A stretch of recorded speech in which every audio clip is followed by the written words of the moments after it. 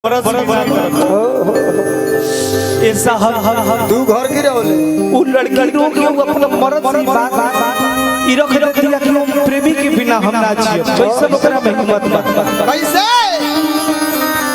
कोई अपना मर्द से निहोरा करत है कहत है कैसे कैसे अरे की मर्द बा कुछ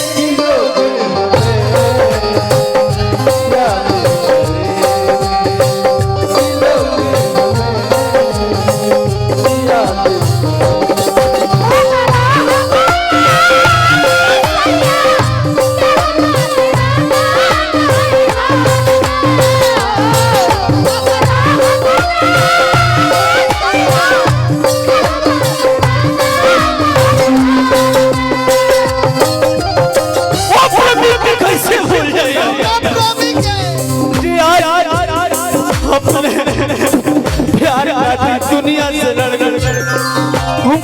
कैसे भुला दिए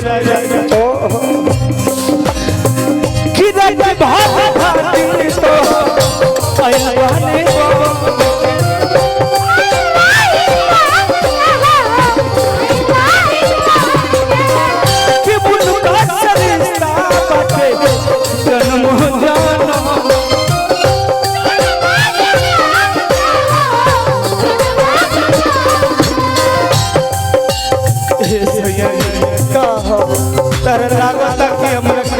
से तो जीवन बस ऐसे ठुकर बाकी हो भी लगे जाए कि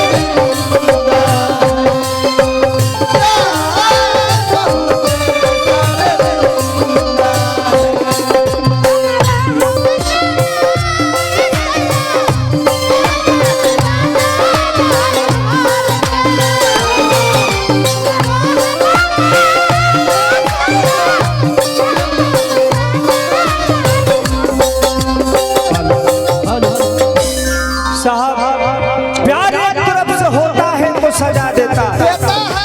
एक और कीजिएगा जितने मेरे भाई लोग हैं, जस्मीन हो, त्रिशा हो, शिवांगी हो, आप सोना सब लोग सुन लीजिए भाई भाई। प्यार एक तरफ से होता है तो सजा देता है साहब, अगर प्यार दोनों तरफ से होता है तभी मजा देता है।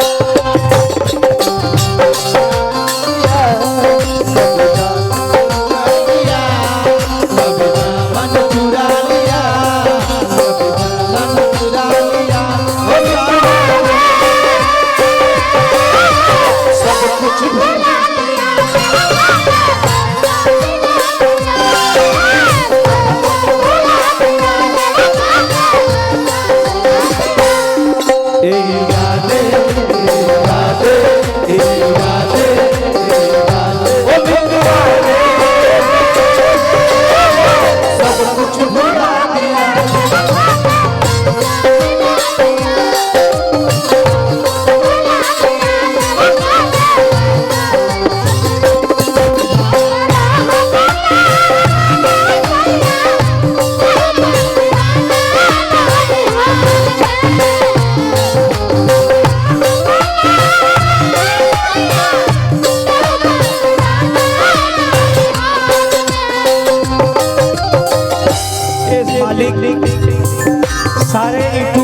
आप लोग हैं, इस चीज को दिखाइएगा। कभी भी दुनिया में प्रेम नहीं करना चाहिए मालिक। इस लाइन लड़कियों से जीवन में कभी अपने हाथ नहीं बांधना चाहिए। वो किसी की नहीं होती। ऐसा नहीं है प्यार नहीं रे पगली, मेरे से ज्यादा तू क्या बोलो। आप तो उस समय से गा रहा है जिस समय से आज मेरे भाई लोग आज गा रहे हैं। उस समय 2005 से हम लोग 2000 से स्ट्रगल करते आज गा रहे हैं। हम लोग दुनिया देखे हैं, इस दुनिया में कोई किसी का नहीं होता मालिक। समय खत्म, रिश्ता का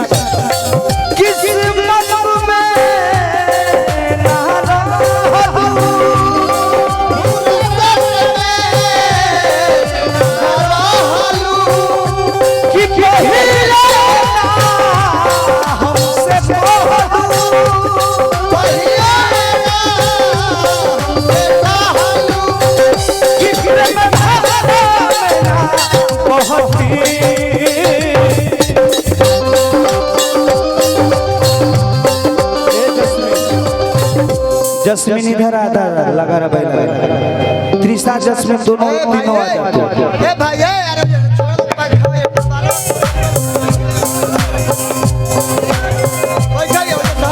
गा दिया जाएगा, गा दिया तो अपने पार्टी के मैं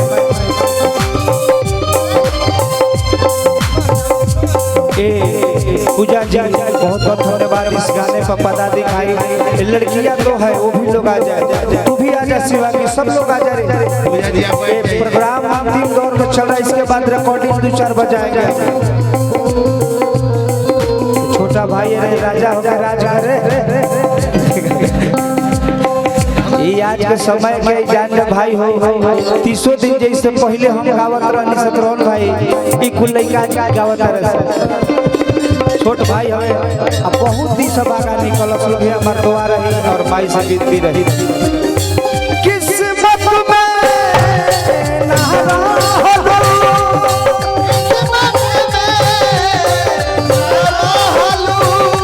कि पहले हमसे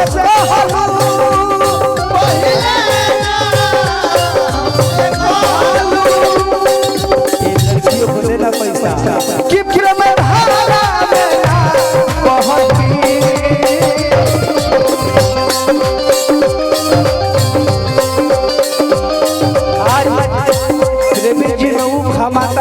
प्रकाश भैया जेकरा से प्रेमी जी खाली प्यार से बात करे लोग प्रेमी के गुलाम हो जाला। कि प्रेम धारा में बहुत ही ना दिल चले रहती ना गम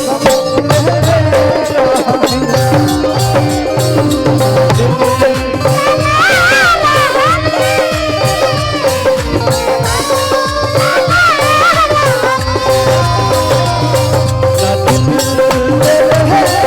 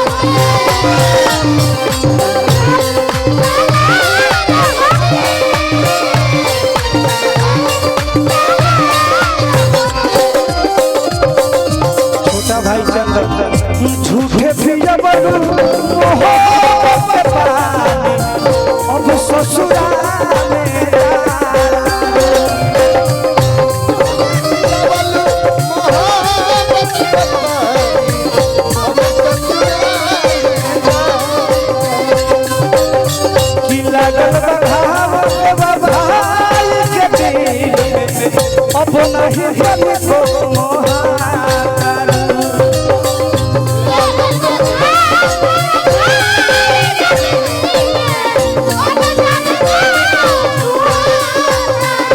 कि जब बहुत सुनती